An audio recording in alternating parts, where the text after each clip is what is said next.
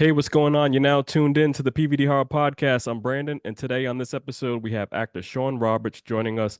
You may know him from films such as Land of the Dead, Diary of the Dead, and the Resident Evil franchise. Today, we're going to talk about his new film, Here for the Blood, which premieres on Screambox and in theaters on February 9th. Shawn, thanks for coming on the show. Hey, thanks for having me. Appreciate it.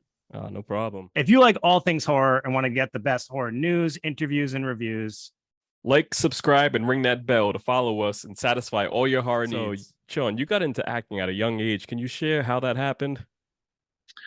I was in a school play, funny enough. Yep. And I was lucky because in the audience, my friend's dad was a script writer Mm. and knew he was working on this new show. And he said, well, there's auditions if you'd like to go and try.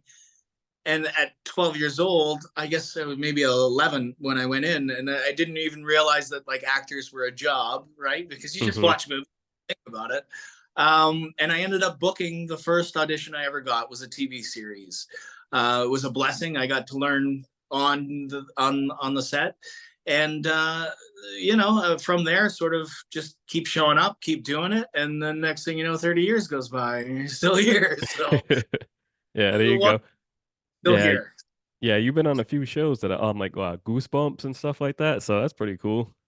Yeah, So it was starting off, it's fun because there are some times when you see like the original Resident Evil. It was like, man, those movies are so cool, and they were shot in yeah, Toronto.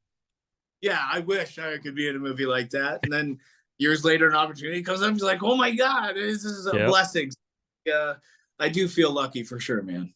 that's Yeah. cool. Like you said, Resident Evil. I grew up playing that video game. Those are some of my favorite games, and still to this day, they're making the remakes and stuff like that. You starred as Albert Wesker in the film. How was it working on those films? And were you a big fan of the video games growing up? I was the same kid in the basement with my friends having the sleepovers, turning the lights on because of the Yep, creepy music in the background yep. and the spider crawling, and oh my god. Um, so I was absolutely a Resident Evil fan to begin with, and then when the tape came along, the request to make a tape, I said, well, okay, this is out there, but and as a Canadian actor, a lot of times big roles like this, you figure, well, you're just going to go to an American name, Yep. and in Canada, we service Americans, we fill in the rest of the spots. Well, they hired me. It was amazing and a blessing. And man, I got so spoiled doing a movie of that scale that nothing else compares to it. It's just so badass. It's Yeah. how movies, and it's the reason why you want to get into film. But you learn different things on a movie of that scale than you do on a low budget, right? I Yep. feel like on a low budget, everybody has three jobs, and on a movie of that scale, there's three people for one job. Yep. So uh, it's cool, man. It's just I think some of the biggest lessons I learned from being in a movie of that scale is that no matter what, you got to keep showing up, and there will be an audition that you will have to try again. And there's no magic sort of one gig that gets it for you. So Yeah. here we, showing up again, and hopefully some eyeballs get to find Here for Blood, and another movie comes, right? So Yep. Exactly. I'm into. Yep. So now Yeah. growing up, you had a lot of big influences such as, Arnold Schwarzenegger, Bruce Willis, and Sylvester Stallone. Can you talk about how these guys changed your life? Man, I think I am doing what I'm doing because of those guys. Yeah. It wasn't until, like I said, at 12, apparently my stepmother says that I told her this when I was 6 that I wanted to be an actor. I don't remember it, nonetheless. Yeah, man, I realized at a young age that there were so many things that they were doing in those movies that if I wanted to be a cop, well, then I had to be a cop. Or if I wanted to be in the military, that's the one thing you do. Hmm. But I want to do all those things. Well, how do you do all those things? Well, there's another job that's you're just pretending. Yep. Okay, sounds like I'm qualified for that. Let's do that. So yeah, man, I think those 80s 90s action stars. It was before foam suits and all of these superhero movies, and Hmm. it just is manly men back then. And Yeah. yeah, exactly what I wanted to be at 8 years old. That's me in the That's future. So that's awesome. So you starred in a few horror films now, but what are some horror films that got you hooked to the genre growing up? growing up, I mean, there was Nightmare on Elm Street. Yep. My sisters would watch that and the screaming. So obviously, I'd been sent to bed because I was a little kid, and you creep around the top of the stairs. You're trying to watch the movie through there, and I remember Jaws being a big one. Um, yeah, man.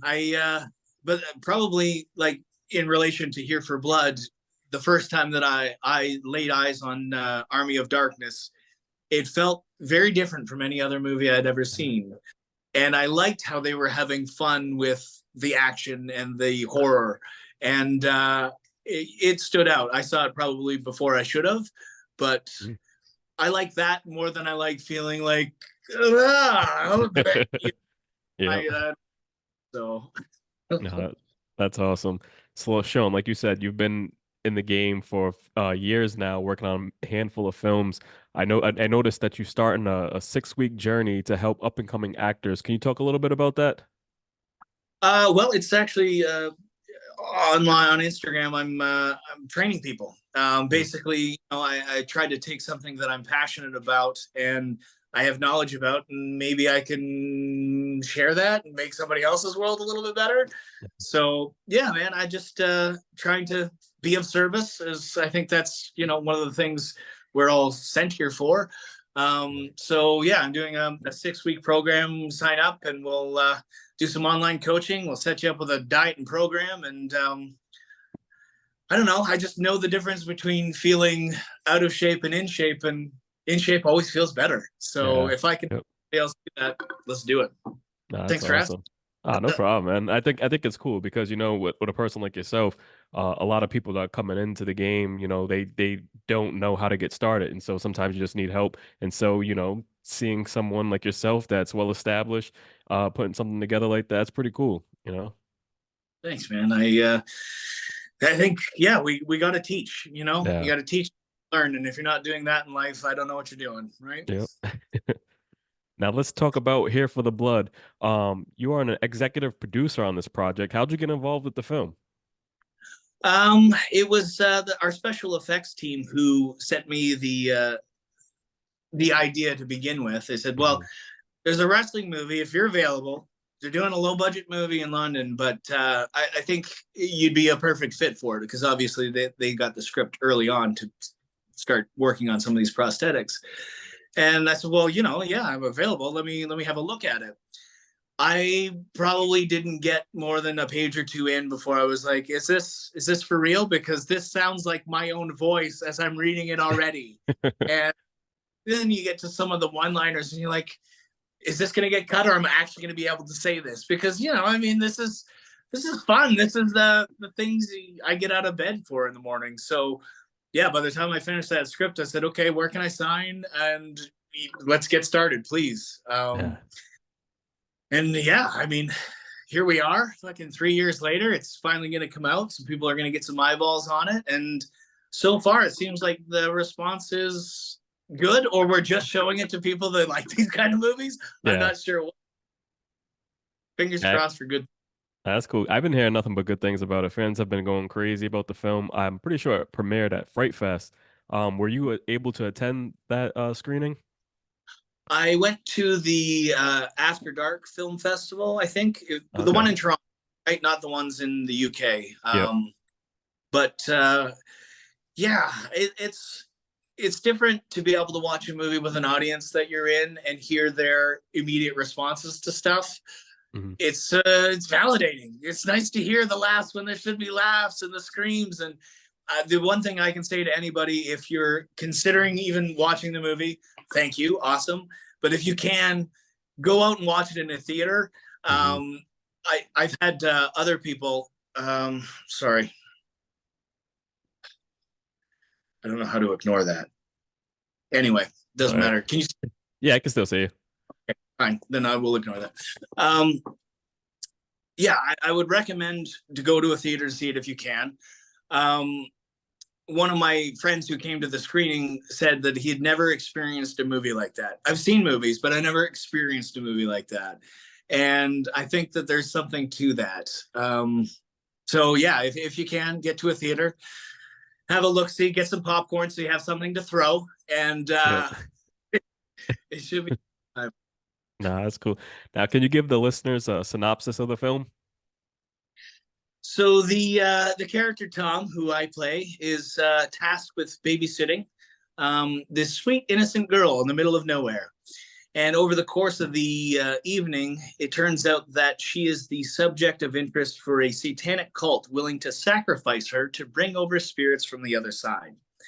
What they were expecting was this sweet little college age girl to come in and be a babysitter, and what they got was me. So that was different and unexpected. And so let the ass kicking ensue both ways. So yeah, it's a good time. It's a movie that feels like an experience. Okay. Any other way. At least that's what it seems to be. Now, are you a big wrestling fan, or was this like something out of a different direction for you, starring in?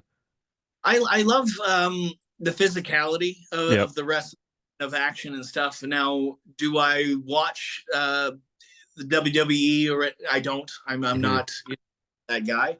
But I certainly have respect. And funny enough, years ago, because I like the action so much, I was talking with Mila from Resident Evil.